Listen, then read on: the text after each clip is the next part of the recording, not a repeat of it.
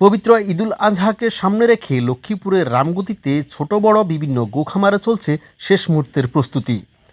কেউ গরুকে গোসল করাচ্ছেন, কেউ খাবার দিচ্ছেন, আবার কেউ বাজারজাতকরণের আগে গবাদি পশুর পরিচর্যায় কাটাচ্ছেন ব্যস্ত সময়। ভালো দামে পশু বিক্রি করে লাভবান হওয়ার আশায় দিনরাত পরিশ্রম করছেন খামারিরা। তবে সেই আশায় মাঝে মধ্যে দুশ্চিন্তার নাম গোখাদ্যের বাড়তি দাম। দানাদার খাবার যেগুলো আমরা বাজারে ফিড যেগুলো ইউজ করি ওগুলো তো অনেক দাম। ওগুলা দিয়ে গরু আসলে লালন পালন করে পোষানো সম্ভব না। আমরা যেটা করি আমাদের হয়েছে মনে করেন যেটা আমি খাইতে পারবো ওই জিনিসটা মানুষকে খাওয়ানোর চেষ্টা করি। আমার 80% হলো কাঁচা ঘাসের উপর নির্ভরশীল। যে আমার এখানে দেখেন পুরাটা গ্রিনারি, আমাদের ওপাশে আরো ঘাস আছে। আমরা ম্যাক্সিমাম হইলেও কাঁচা ঘাসের উপর নির্ভর করি লালন পালন করার চেষ্টা করতেছি অর্গানিক ভাবে। আমি খাইতে পারবো সেটাই মানুষকে একটা ভালো জিনিস দেওয়ার জন্য চেষ্টা করতেছি। ইনশাআল্লাহ কোরবানিও ভালো কিছু হবে। আমরা বড় গরু রেখছি, ছোট গরু আছে।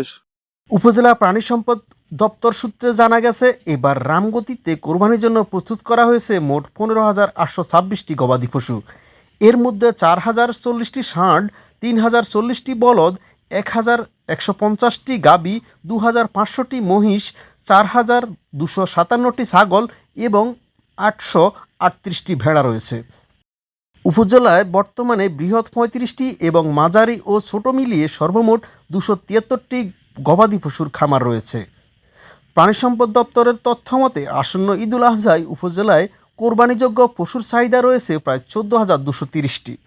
সে হিসেবে চাহিদা পূরণের পরেও প্রায় 1,500 গবাদি পশু উদ্বৃত্ত থাকবে। এদিকে ঈদকে সামনে রেখে উপজেলা ও পৌরসভা এলাকায় মোট 15টি পশুর হাট বসানোর সিদ্ধান্ত নেওয়া হয়েছে। এর মধ্যে রামগতি পৌরসভায় থাকবে 2টি এবং উপজেলার বিভিন্ন এলাকায় বসবে আরও 13টি পশুর হাট। এসব হাটের মধ্যে 6টি স্থায়ী এবং 9টি অস্থায়ী পশুর হাট। খামারিরা বলছেন পশুর দাম ভালো পেলে লোকসান কাটিয়ে লাভের মুখ দেখবেন তারা। তবে গত কয়েক মাসে গোখাদ্যের দাম অস্বাভাবিকভাবে বেড়ে যাওয়ায় খরচও বেড়েছে কয়েক গুণ। ফলে লাভ নিয়ে কিছুটা অনিশ্চয়তা কাজ করছে তাদের মাঝে। গরুগুলা কোরবানির জন্য তৈরি করতে আসছি, ভালো একটা দাম পাবো। আমার সার্থক হবে, আমি যে কষ্টটা করছি কষ্টের জন্য আমার সার্থক হবে। গরু ফালতেছি, আমরা যে খামারটা করছি খাদ্যের দাম ফিডের দাম বেশি হওয়াতে মেগা খাদ্য খাওয়াই গত এক সপ্তাহের ভিতরে বস্তা হতে 50-60 টাকা বাড়াই গেছে। যদি আমরা এই গরুর দামটা ভালো পাই কোরবানি, তাহলে আমাদের এই ক্ষতিটা পোষায় নিতে পারবো। কোরবান কাছে আসছে, কোরবানি কিছু একটা সফলতা পাবো।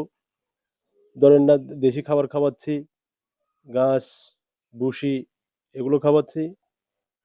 বেশ করে কিছু সামান্য কিছু যদি কোরবানিতে পাই এটাই আল্লাহর কাছে হাজার শুকরিয়া। আর উপজেলা প্রাণী সম্পদ কার্যালয় জানিয়েছে, ঈদ উপলক্ষে প্রতিটি পশুর হাটে সার্বক্ষণিক ভেটেরিনারি চিকিৎসক ও নজরদারির ব্যবস্থা থাকবে।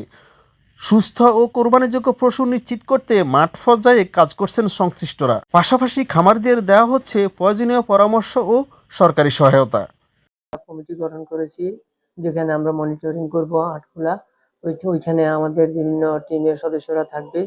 আর আমরা বিভিন্ন খামারিদেরকে আমরা বিভিন্নভাবে আমরা উদ্বুদ্ধ করেছি এবং তাদেরকে বিভিন্ন প্রকার মোটাতাজা করার জন্য আমরা বিভিন্ন সহযোগিতা করেছি। এই উপজেলায় পর্যাপ্ত পরিমাণে গরু ছাগল আছে। আশা করি ক্রেতাদের সামর্থ্য অনুযায়ী দেওয়ার পরও আমাদের কিছু বৃত্ত থাকবে। কোরবানির ঈদকে ঘিরে তাই রামগতির খামারগুলোতে চলছে এখন ব্যস্ততা। স্বপ্ন আর প্রত্যাশার এক অন্যরকম আবহাওয়া বিরাজ করছে সর্বত্রই। সারোয়ার মিরন, দেশালোক.com, রামগতি, লক্ষ্মীপুর।